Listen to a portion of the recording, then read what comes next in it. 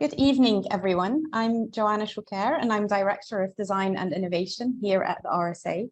It's my great pleasure to welcome you all to tonight's very special event. We are here to mark the award of the 2022 Bicentenary Medal to Janine Benyus for her outstanding contribution to regenerative design. And we're truly delighted that so many of you have joined from all over the world to celebrate with us. Janine is a self-styled biologist at the design table, a scientist turned social entrepreneur, pioneer, and champion of nature-inspired innovation, whose work has had a huge influence on me personally and on the development of Design for Life, our new mission here at the RSA, which places a commitment to creating a more resilient, rebalanced, and regenerative future for both people and planet to thrive hand in hand and for the long term. Design for Life is now at the heart of everything that we do at the RSA, from the work of our in-house research and innovation teams to the collective action of our global fellowship community. Janine, hello and welcome. How wonderful to have you with us. So it's a really great pleasure to have the chance. It's so good to be here, Joanna. Thank you. Thank you, Janine. I know there's a little bit of a delay, so we'll be patient throughout the evening. It's such a great pleasure to have you and to have the chance to talk to you. We're really looking forward to hearing from everyone joining us online too.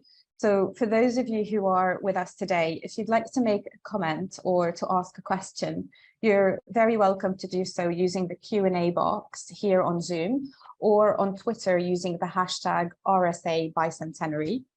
And we'll try and select as many questions as possible to respond to a little later in the session. But before we dive into our conversation with Janine, let me start by saying a few words about the Bicentenary Medal Award and the history of design at the RSA. So for the last 260 years, the RSA has been at the forefront of promoting design through its competitions and awards, through public improvement, influencing and capability building initiatives. And today we're more committed than ever to championing design's role in creating a world where everyone can participate in shaping regenerative futures. And the Bicentenary Medal is one way of continuing to do just that. So since 1954, the medal has been awarded annually to individuals who have made outstanding contributions to the advancement of design in industry and society. Last year, the RSA felt it was critical to review the medal's purpose to recognize an emergent yet necessary form of design, regenerative design, to meet the urgency, complexity, and the scale of the challenges in our age of climate emergency.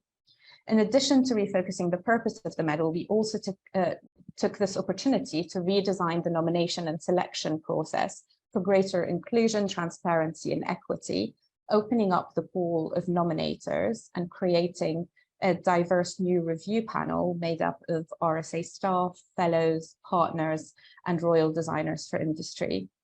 So thank you so much to everyone across our community who participated in this process and in making towards today's award possible. The first medalist to be recognized according to these new criteria was the regenerative systems thinking pioneer Daniel Christian Ball in 2021. And again, this year, the medal has been awarded to you, Janine, for your outstanding contribution through your design and biology practice towards an equitable and regenerative world. The trustees were delighted to approve the panel's decision to award the 2022 medal to Janine Benyus, whose work in the field of biomimicry over the last 25 years has proved inspirational to industry and innovators all over the world. Through this award, the RSA is committed to continuing to support and champion Janine's practice and to partnering with the Biomimicry Institute to bring nature's genius to more design tables in the months and years ahead. So it's really my great pleasure, Janine, on behalf of the RSA Board of Trustees, to formally award and congratulate you as the 2022 Bicentenary Medal. And perhaps I know that the medal has traveled across the seas to get to you, so perhaps you could show the medal to everyone watching online. Absolutely. Here it is. It's so beautiful. Wonderful. We're very happy that the medal is safely with you. And at this point, can I invite you to open our conversation by sharing some of your reflections on what it means to you to receive this honor at this stage in your journey as a biologist, as a designer, and as an entrepreneur? Thank you, Joanna. Thank you for that introduction. I'm truly honored and humbled to receive this award from such a long-standing champion of arts and commerce and industry. It's an organization older than my country, and that's not lost on me. To place me in the fine company of the previous award winners, I want to thank you for that. But while I'm the person receiving this award, I actually want to accept it on behalf of a large, growing flock of biomimics around the world. Thousands and thousands of innovators are seeking regenerative advice from our biological elders. And some of them have been here for 3.8 billion years, so I must thank them as well. We're nature's apprentices in this work, and our gratitude for life's teaching unites us with a common thread. And it's been my life's honor to do this work. And I want to thank you for seeing us and honoring us in this way. I also feel quite a kinship with you in your new vision, Design for Life. And your focus is on the very most important thing we can do right now, which is to put life at the center of our decision making. And life puts a small, fragile life form at the center of all its innovations. With all their diversity, that is what they have in common. All adaptations must be good for life over the long haul. Life creates conditions conducive to life in all it does. And that's our design brief as well. And you sum it up beautifully in your phrase, design for life. And we found the best way to design for life is to learn from life. And that's the essence of biomimicry. So I feel a great kinship with you. And what I'd like to do is to talk about biomimicry over the last 25 years. And so I'd like to share some slides with you because it's been more than a generation now since we've been involved in biomimicry, since my book came out and since we started Biomimicry 3.8, our consultancy, our institute.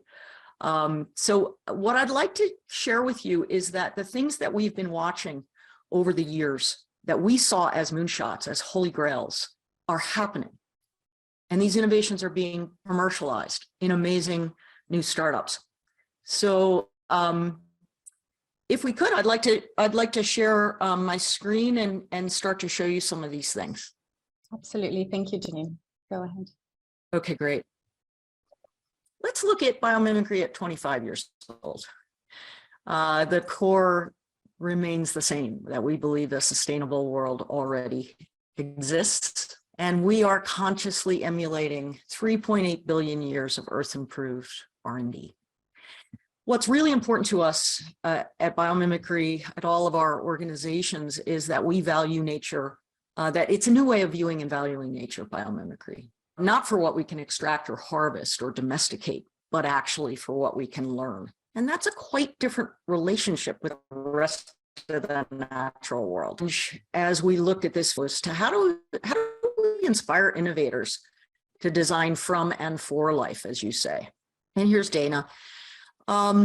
We started to educate people because this was a field that, while it was in academia, in biomimetics, it was in very different forms, and it had different names everywhere. And there weren't really biologists going to the design table of your audience, the people who make our world, the designers and the engineers. So we knew we had to start to educate and create a methodology around this, which we did. And we now have a master's degree of science at the Biomimicry Center. And that's where we do certified biomimicry professionals who are now getting hired everywhere. And this is Biomimicry 3.8. This is our team up at our retreat in Montana. And on the right there, you see Nicole Miller in the hat. She's our managing director. So we actually go into companies and where people are making things, and we bring nature's wisdom to them. Here are some of our clients. So this is something that, 25 years ago, I couldn't say this. And it's also Microsoft now and Google. And this is what the world is starting to say about biomimicry. Top 20 breakthrough ideas. Number one, innovation that could change the way you manufacture, from the Society of Manufacturing Engineers. These are amazing to us because we knew it, we've known it for a long time. I would dare say it's becoming mainstream to look to the natural world for innovation. So then our challenge became, how do we democratize the practice of biomimicry? How do we make sure that not just these corporations can access it, but that everyone at the moment of creation can access nature's genius? And that's when we started the Biomimicry Institute in 2006. And we created something called asknature.org, which is organized by design and engineering function. And it gives you nature's best ideas about how to filter salt from water, for instance, or communicate. How does nature communicate? How does nature cooperate? There's all kinds of, check it out. That was a way we hoped we would bring it to millions of people. We also thought we wanted to, give support entrepreneurship. We started up, we have everything from a K through 12, the life cycle of a biomimic. We have youth design challenges and launch pads. And our largest prize is the Ray of Hope Prize with the Ray C. Anderson Foundation. And we offer support and also a $100,000 grant. And those are some of the companies I want to talk about now. Biomimicry moonshots. I mean, it's funny because moonshots is kind of a misnomer, because what we're trying to do is figure out how to live on this planet well. But there are holy grails, these ideas that we've been tossing around. If you look back 20 years ago at my slides, I was saying, could we do this, right? How can we purify water the way mangroves do, or the way diatoms do, right? The way these fish do. They're all, they're living in salt water, and they're desalinating basically because they're living on fresh water. Well, we awarded, one of our awardees is Aquamidate. It's a company that actually has mimicked the way diatoms protect a pore called an aquaporin, a protein that allows water to be escorted through a membrane, forward osmosis instead of reverse osmosis, which is just a fraction of the energy that we spend pushing liquids and solutes against a membrane, which gets clogged, and then we use more energy. Life uses forward osmosis, and this diatom-inspired silica around the aquaporin is going to allow us to have those kind of membranes. We talked about how does this spider manufacture without heat, beat, and treat, right? Which is what we do. High temps, toxins, a lot of pressure, and yet room temp for this spider and in its own body. Last year, Spintex from the UK won our Ray of Hope Prize. It is a company that has basically focused in on the spinnerets, on the manufacturing process of how spiders turn a liquid into a solid fiber that ounce for ounce is stronger than steel. So this is not just a way to make, and there's no genetic engineering or anything like this involved. It's not a way of manufacturing any fiber. Actually happens at room temperature, and it uses what the spider uses, which is shear force, to realign the proteins into a solid. Really interesting. And that's been going on for decades. I talked about it in the book. We talked about the fact that nature, you look at a leaf and what it's doing is room temperature non-toxic chemistry. And it's doing, so because we do the heat, beat, and treat, it's always been a holy grail of ours to be able to imagine doing what a leaf does. Oxide, which we happen to have a lot of right now. And can we take light and a catalyst life uses chlorophyll, a catalyst that allows us to use that energy to take CO2 and combine with other chemicals to make fuels, say, to make chemistry.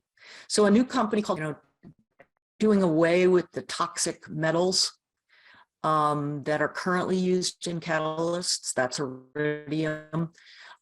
They literally have a room temperature CO2 to stuff and CO2 to fuel chemistry.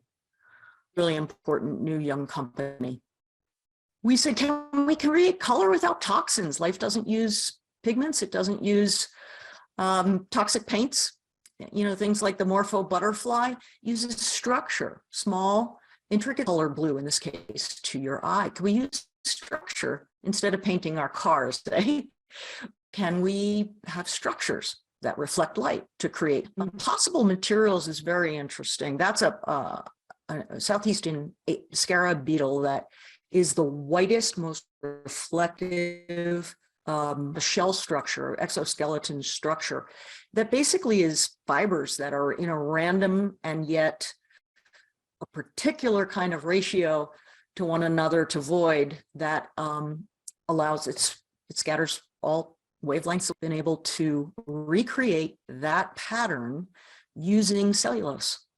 And cellulose can come from waste agricultural products. Cellulose can be turned into these powders to replace titanium, which has to be mined, and in Europe, upcoming from food products. So this is what nature has an answer to this.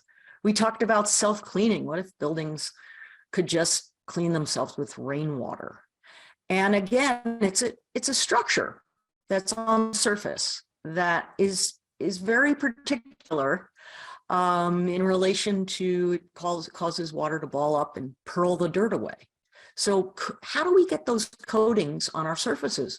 And a lot of ways we do coatings right now is that we do them with chemistry. We do them with toxic chemistry, unfortunately. We do these kinds of, we said, can we have a coating that does not reflect light? Drink in all the light that you can, especially on a solar panel. But these coatings are hard to achieve physically, and we've been doing things chemically until this year. Fusion Bionic is our second winner. They are using lasers that are able to be just sort of brought in and added to whatever equipment you have that you're coating with. Instead of coating, they do interference lasers to emboss these surface properties of structural color from butterflies, moth eyes, anti-icing and self-cleaning from lotus leaf.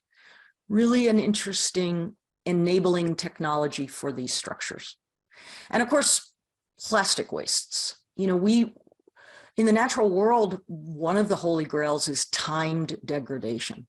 Life uses polymers and uses them for as long as they're necessary, and then they break down in the natural environment, right? And they decompose and they get recomposed into other life forms.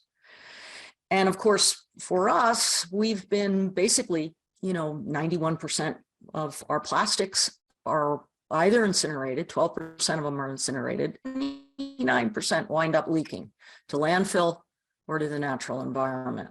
What can we do about that? There's a company called Innovators, and I'd say look at this one. It's very, very interesting. Enzymes we thought about putting enzymes in plastic. Biodegradable don't degrade. They really don't. It's the sustainability speed bump, even around biodegradables. And when they do decompose, they often decompose into microplastics. They don't fully decompose. So you wind up with microplastics. So what Entropic has done is created an enzyme that enzymes were too fragile. So they looked at the natural world and said, how are enzymes protect enzymes, put them inside of plastics, biodegradable plastics. And then if they do leak into the natural world, at that point, they will degrade, and quickly. A bottle right now can take 450 years. And these are days or weeks. That's a big one.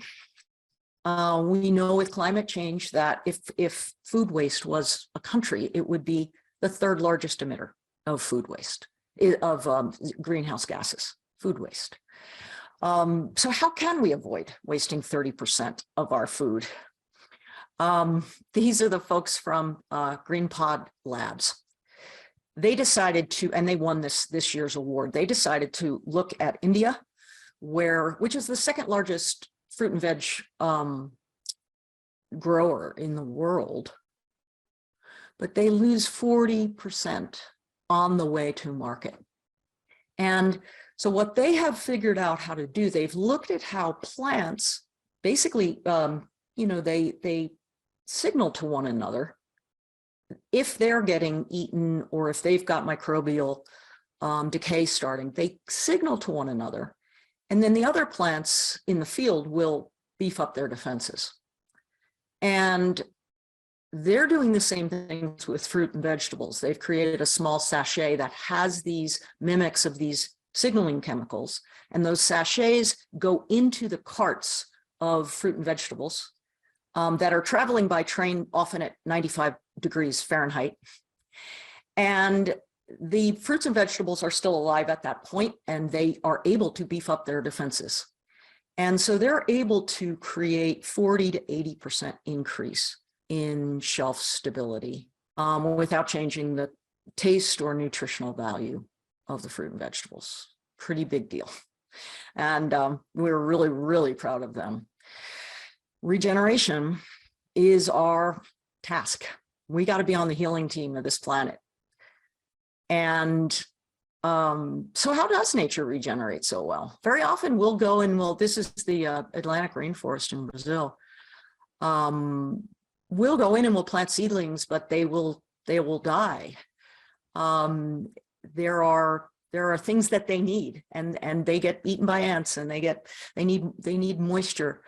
So there's a couple of brothers who won the award 2 years ago, Nucleario, and they've created, basically this is a pretty complex and yet very, very simple to manufacture seedling container, or it's kind of a ring that goes around the seedling as you plant it. And it has all kinds of nature-inspired ideas to store water, to keep grass away from competition, and capillary action, a fabric for capillary action. It's a really interesting idea, kinds of ideas that we need to figure out as we regenerate this planet, hopefully. And as we look at our seas and we begin to make seawalls, we make them out of concrete, and they're smooth concrete, and they're often toxic to marine environment, marine organisms. So this is a company, E-Concrete, that won our award, and there's marine biologists, and they looked at how and why marine organisms land in certain places. What do they like?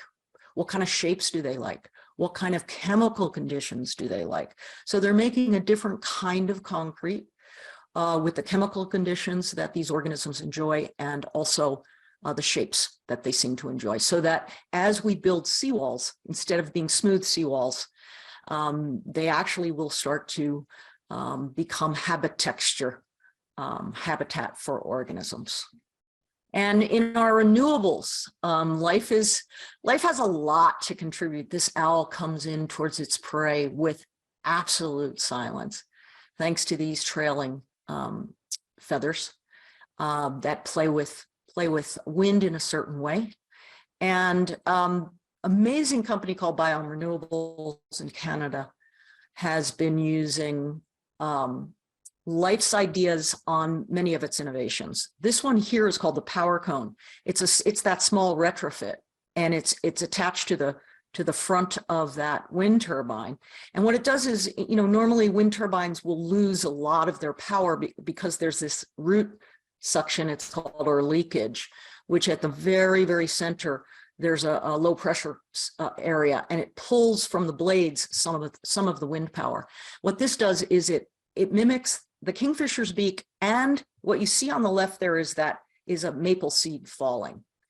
And that angle, that cone angle of fall has been mimicked in this. And what it does is as the wind comes in, it distributes the wind along the blade. cutting the root leakage, so increasing power by 10%. The feather edge reduces noise by 80% of the best designs right now, which allow more wind turbines to operate, especially in places that are closer to humans where we live. We don't want the noise, so we shut the turbines down. This kind of quietness allows these turbines to continue. Those are just some of the amazing. Go to Ask Nature and to our biomimicry.org site to see more of these innovations.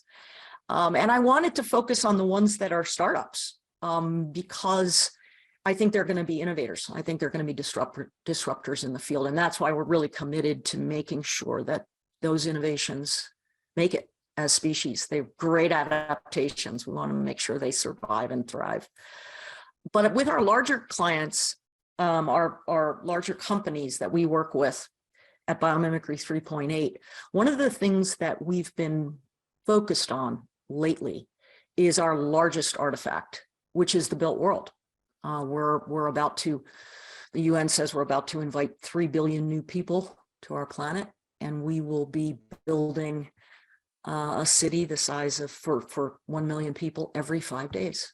Every 5 days, we'll be doing building stock for 1 million. So how are we building? And can we build in a way that it doesn't become the gray area on the map that takes out green area, but rather becomes as beneficial as that green area on the map, as those wildlands. Hashtag it's possible that we could be beneficial. This is biomimicry at a systems level. We literally are looking at the wildland next door to where you're building, and we're looking at how generous that system is, how it purifies water, how it calms floods, how it nurtures biodiversity and builds soil and sequesters carbon and stores water and cleans water. These are called ecosystem services. I think of them as ecological gifts that these systems give us, and we think it's time to return the favor in the way we build. So can we become producers ourselves of ecosystem services, biomimicry writ large? We have something called Project Positive, where we challenge developers to meet or exceed the level of ecosystem services of the native ecosystem. And that is an aspirational goal. We give people measurements. It's nature as measure. And then you design into it. You say, okay, ecologically, the site next door is storing this much water, purifying this much air. How can we take our buildings? Maybe we're not going to do a part and store water. Maybe we're not just going to have a flat roof. We're going to have a green roof and a blue roof, have it cascading, water cascading into a series of roofs. It really changes design when we start to ask ourselves, can we be a generous species? Can we be a welcome species? So you can imagine a city indistinguishable functionally from the wildland next door. Can you imagine a watershed thankful because we're there? That, I think, is what Design for Life is about. What unites us with all the other species is a desire to fit in here. One shared instinct how natural selection has been able to bring all of these amazing innovations to life. The singular purpose and the criteria of success is, does it create conditions conducive to life? And if you have an optimization engine like the natural world, like natural selection, where you just keep on asking, does it create conditions conducive to life? You begin to get organisms and systems that do just that. So a reminder that we are nature and our true home is here. Our true nature is generous, I think. We say that whatever part of the earth you touch, you can heal. This is my land in Montana with my partner, which was completely degraded when we moved in 30 years ago. It was 100%. So we've been on the healing team of this little piece of the earth, but we really do believe that you can be on a healing team through the way you design. So thanks again to RSA for this honor, and keep calm and find a mentor. Huge thank you, Janine. Thank you so much. Absolutely. Thank you for the hopeful messages that you have ended with, actually, and also thank you for sharing all of your life's work so generously, and the wonderful examples that you've also shared around nature-inspired innovation. It does leave me with a lot of hope, and I hope it leaves our audience with the same as well. I also loved how you described sort of your mission, the Biomimicry Institute's mission, and the RSA's mission as that sort of relationship of kinship, where we're centering life in everything that we do. So thank you again for that metaphor. I have a burning question I've been wanting to ask you for a long time, and I'm so pleased that we can have this conversation now. Sure. But before I do that, I also wanted to encourage people who are listening in. I'm picking up questions in the Q&A box. If there's anything else that you'd like to add, do pop it in the Q&A box, or you can also ask the question on Twitter with hashtag RSA Bicentenary. But Janine, so my question is, you talk a lot, and I think the big idea that I've been really inspired by through your work is that humans are infants or apprentices on the planet. So I'd like to talk about sort of your radical perspective around that sort of deep time thinking. You know, the age of life on the planet is 3.8 billion years. The infancy of human life on the planet is, 200,000 years, depending on when you start counting. So you call on us to, as humans, take the stance of apprentices, learners from the masters that are the other living things that have been on this planet for much longer than us. So we can't deny that leaning into that kind of sort of invitation requires a certain level of humility and a relinquishing of power and authority over nature. If we think about nature as separate to us, so beyond that sort of human and the beyond in human. How has this invitation or provocation often been received through your work? Interesting, because that idea that we're a young species, just learning, we're so used to thinking that we're aliens on this planet at this point, and everything just so. And to think of ourselves to people, the response has been a bit of relief. See where we are in our adaptive cycle. The other thing that we're good at is mimicking their elders, right? So that's also something that we're very good at. It does require a quieting of human cleverness. And that has not always been easy for some audiences. Some folks, especially maybe 20 years ago or whatever, when this was rather new, were wondering, what can I learn from an octopus, an octopus teacher? What might I learn? But I think more and more, as we absolutely live on a daily basis with the unintended consequences of these technologies we were so excited about, we are kind of now turning and saying, all right, how have you learned to live here for 3.8 billion years? How do you do it? The natural world has year on year become more obvious to people as part of the solution set.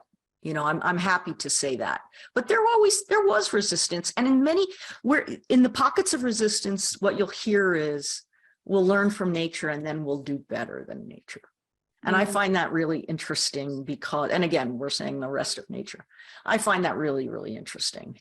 It depends on what parameter you're looking at. You know, if you're looking at some amazing technology or material that's created, you know, can ours be created at, you know, ours might be very efficient or very powerful, but can it be created at room temperature out of local raw materials?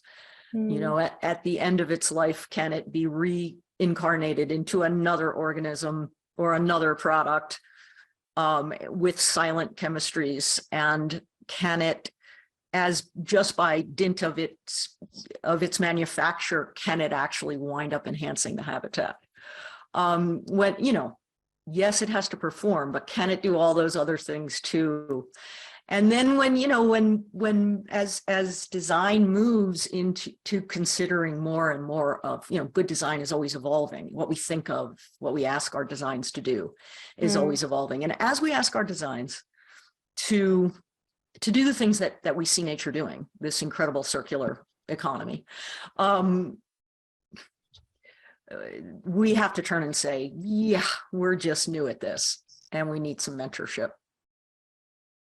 And that's what we've been waiting. We've been sort of building over 25 years, the tools so that when people do turn and say, okay, I do want to learn from the natural world, we'll be there with, you know, with Ask Nature and with our courses. And, you know, and we've been training people around the world who are offering courses everywhere. Yeah. So it's changing. There's not as much resistance. That's actually really, really encouraging to hear. And I think I'll sort of hold on to, you know, that statement that you shared, quieting the human cleverness. You know, this isn't about being in competition with nature in terms of like who's clever here, but how we can work much more harmoniously together. I also, I picked up that you talked about sort of design and the need for design to evolve and the fact that design has been evolving. Obviously, you're aware of sort of the whole, I guess, tension and debate between sort of sustainability and regeneration as different paradigms. And sort of sustainability being about sort of doing less bad and regeneration about doing more good, or, you know, obviously linking to what you just shared around Project Positive. Do you think this distinction is meaningful? Like, where do you stand on that? Is it helpful to have that distinction? What does that mean to you? Yeah, I don't spend a lot of time, you know, policing words necessarily. But you know, like I don't say, you know, you shouldn't say sustainability anymore. It's fine. But what it signifies to me is that we're yearning for something, a new word to encapsulate this concept of what happens when we reach net zero. What happens when we're not there yet, and that's an important journey to get to the point of no net harm. But what does positive look like?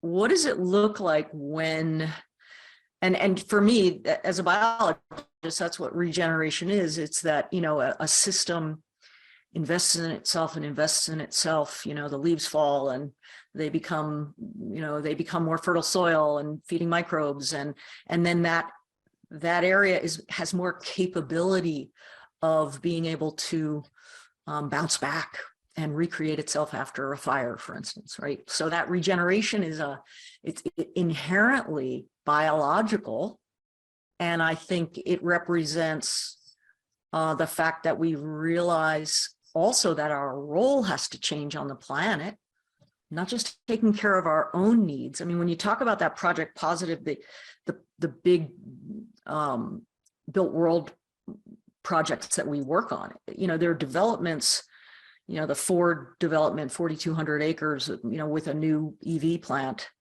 And we're saying sustainable would have been, you know, put it within razor wire, make sure the water is clean before it leaves. Don't, like, you know, recycle your own water, take care of your own place.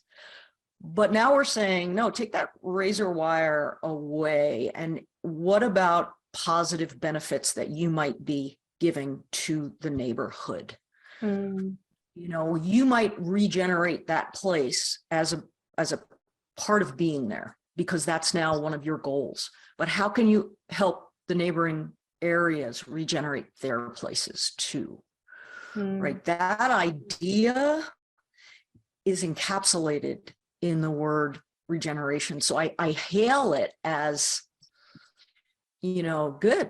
We have a new goal, a new role for ourselves to be on the healing team. Let's go. Wonderful. Thank you. Thank you, Janine. I think that's absolutely incredible. And I want to maybe go back to sort of where you started in your presentation today. You talked a lot about the work that you do in education and really developing capabilities around biomimicry. Maybe I'll start my question with a story. So I picked up my 5-year-old from school the other day, and we were walking back home, and he said, do you know what, Mama, this earth is for all of us, not just people, it's also for them. And then he went on to describe the biodiversity of London, like the pigeons and the squirrels and the trees and the cats, and that we have to take care of it for all of the people and animals and, you know, trees that live on this planet. And then I asked, oh, well, that's interesting that you think that way. Where did you learn that? Did you learn it at school? And he said, oh, no, at school we just learned phonics and numbers. And it just got me thinking about how much is our curiosity about what nature is doing and that sort of connection to nature, how much of that sort of innate and possibly like the wider educational environment that we are in conditions us to maybe become less curious or less connected to nature. And I'm keen to find out more from sort of your work, that a lot of the work that you've done, that the Biomimicry Institute has done around education, why you feel that's really important and sort of what your perspective is on that.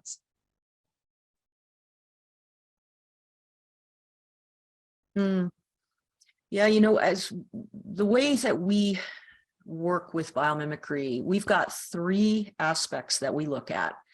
And one of them is emulate, which is those companies that I talked about. Another one is ethos, where we look at, we use something called life's principles to actually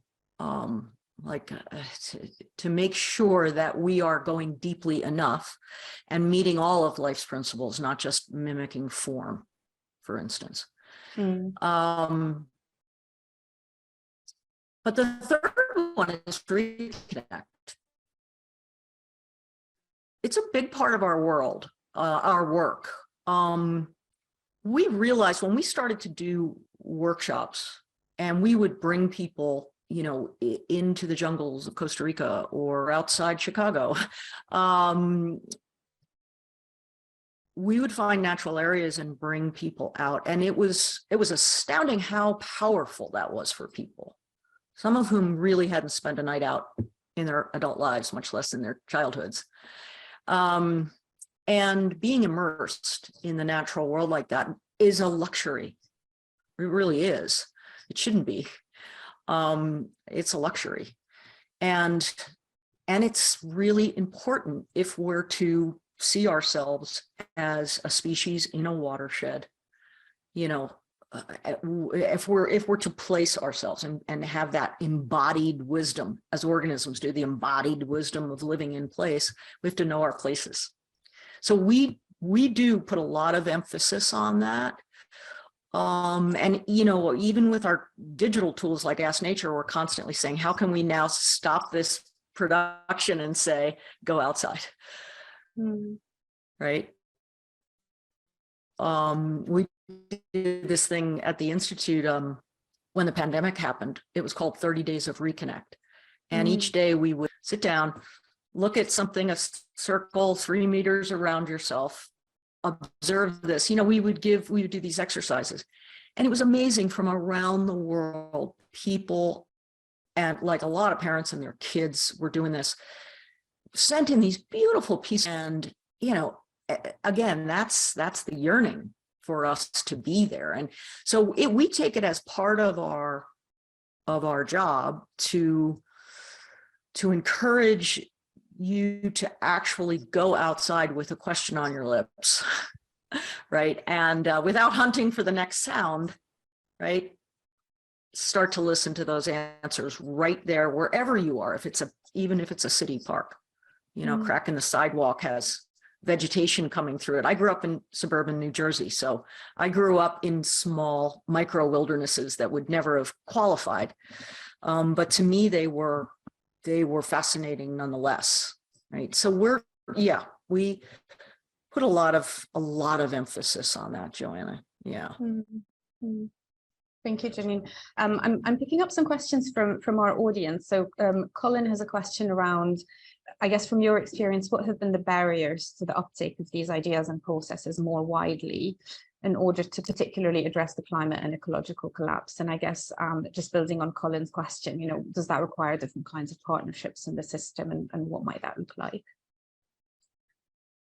Yeah, absolutely, partnerships, because I would say the number one barrier is that the people who make our world, and when I say make our world, I don't just mean design of things. I mean design of management structures, or, you know, NGO campaign structures, or how we organize ourselves too. That's also a design, happens to be at the ecosystem level of design. But so whatever, you know, the people who make our world, who design or deliberate or, you know, have decision-making powers, they often, you know, even if they would like to ask nature, how would nature do this here? They are not biologists, and they don't right now have easy access to that answer. And so it's an information problem. We're educated in two different streams, right? And I think these solutions are in the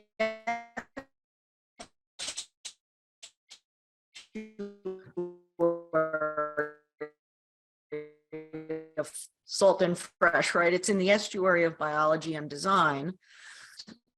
That's our biggest stumbling block, I think. Studies, I see that it works. How do I start?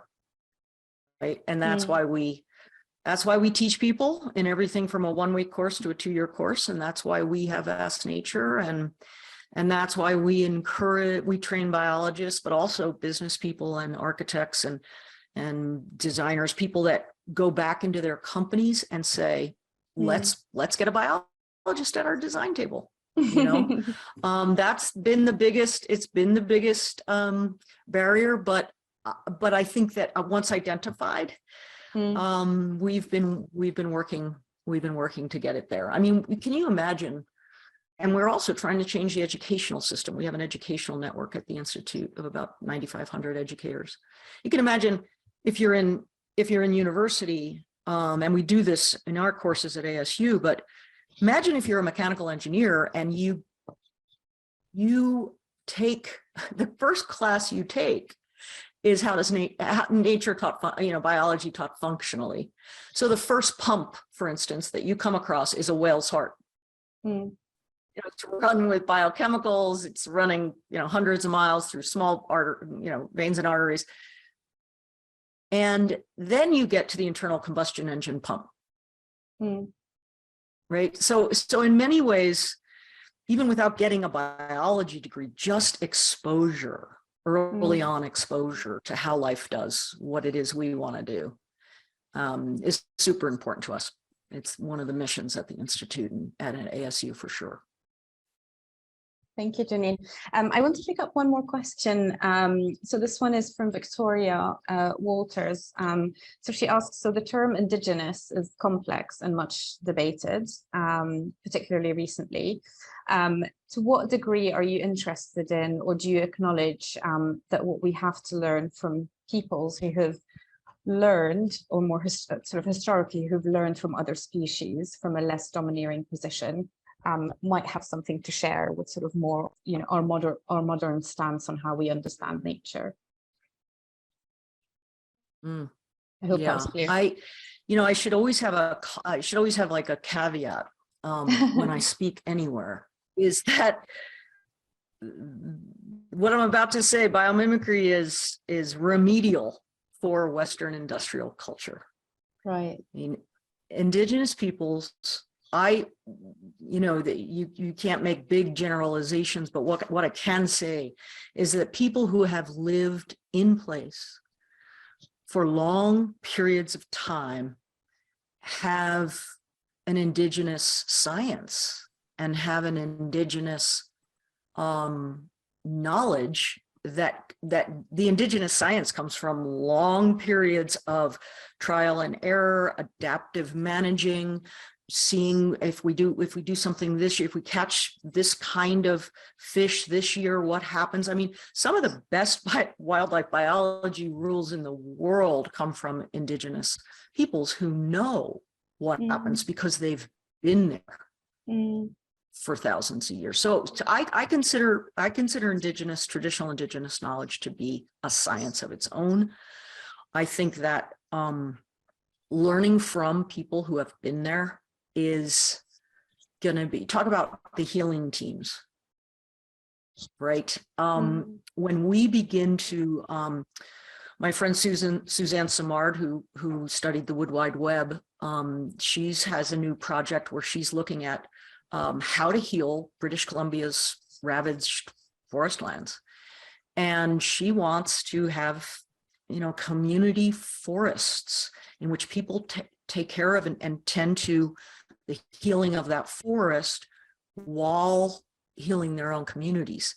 And she's starting with indigenous people in those places to help set how we do it, right? So yes, I think we can learn a tremendous amount. It's another kind of science for sure. And we're actually, we're sensitively beginning to build bridges and talk a lot about how to bring that knowledge into Ask Nature in a culturally appropriate way. So we've been doing some indigeneity training. So stay tuned and creating partnerships. That's incredibly clear. Or relationships, I should say. That's incredibly clear to me, and I absolutely love how you framed that biomimicry is a remedial for modern Western industrial culture. I mean, that's just genius. Questions are coming through, and I'm also conscious that we're running out of time. So I'm going to pick up one more question, which there seems to be sort of a resonating theme through some of the questions around, particularly from Lisa, from Rita, around what role does my biomimicry play in sort of response to the current social challenges that we're experiencing, things like diversity, equity, mental health, economic security, etc. And have you seen examples of where biomimicry has had a role to play in improving social outcomes or ways of social organizing to improve these outcomes? Absolutely. There's actually a sister organization of ours called Biomimicry for Social Innovation. And so they're done around sharing biological models for new ways to knit ourselves together as a society, new economic models, new models for organizing and collective action, new models for especially one of the things in the natural world that really runs the natural world is especially these ecosystems, how they assemble themselves. A mature ecosystem is chock full of mutualisms, and every organism, and that means relationships that are beneficial for both organisms. So, a bee and a flower, or a tree and fungus, they're exchanging services and goods, and they're in a deep partnership, a symbiosis. And we're realizing now that every organism is in a partnership, is in a mutualism at some point in its life cycle, and that they're often in hundreds. So mutualisms are something that we study. We look at, and we try to bring that to organizations who want to partner with other organizations, or want to partner with even with their customers better. What we say is, let's look at how mutualisms are established in the natural world, because there's quite the courtship. A tree and a fungus have quite the courtship that they do, in a sense, where they have repeated and frequent interactions, and they make sure that they're being fair and truly reciprocal with one another. And then how do you maintain a mutualism? How do you conduct it? How do you conduct yourself? What are the rules? What's the etiquette of a mutualism in the natural world? And how do you maintain it? How do you pass on a mutualism to your offspring? You know, and you got to think about a mother passing on a microbe, your microbiome in your stomach and all over you, passing that on to that partnership, that mutualism onto her young. And so, yeah, it absolutely is a big lobe of biomimicry now is looking, and we do it very, very carefully, Joanna, because to tell you the truth, we don't want to fall into the same trap as, you know, social Darwinism took. You can look, you can cherry pick in the natural world to find things to justify, you know, the Industrial Revolution and exploitation of other people and call it science. Darwin never said survival of the fittest. He said survival of the fit. Herbert Spencer, a political philosopher, said survival of the fittest. So again, we're trying to be very, very careful because we understand that at the ecosystem level, some of these models need to be shared. Models about community. What's the best network shape to get into if you want to feed, you know, if you truly want to distribute resources in any of your societal cells? Those things are we're starting to assemble those design principles, you know, now. Yep, with care. I think that's just incredible. I think to think about how, you know, nature can teach us social values and principles of organizing that we can learn from the relationships that, you know, different species in nature have, that sort of reciprocity, that sort of codependence, and then think about how, you know, how what we learn from that could be emulated in our own social systems. Thank you so much for that provocation. Janine, I mean, this has been a wonderful session. I can talk to you forever, but I'm afraid we're going to have to wrap up shortly because we did promise our audience that this event would be wrapping up at 7:30. But Janine, thank you so much again for sharing your time with us. It's been fantastic to come together to discuss and celebrate your work. And I'm leaving with that sort of provocation that I can sort of carry through my own work. And I hope our audiences will as well. You know, how do you think of humans as a beneficial species that are creating conditions that are conducive to life? Thank you to everyone for joining us this evening at the RSA and online. Please do follow the links in the chat for more information on the ideas and projects we've been exploring this evening and how you can get more involved in the RSA's regenerative mission as a member of our global changemaker community. That's the RSA Fellowship.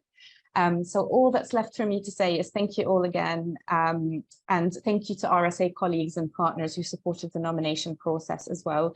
And most importantly, thank you to you, Janine, to our 2022 Bicentenary Medalist for what's been a truly inspiring conversation. Thank you all for watching and good night. Thank you. Thank you, Joanna, for seeing us.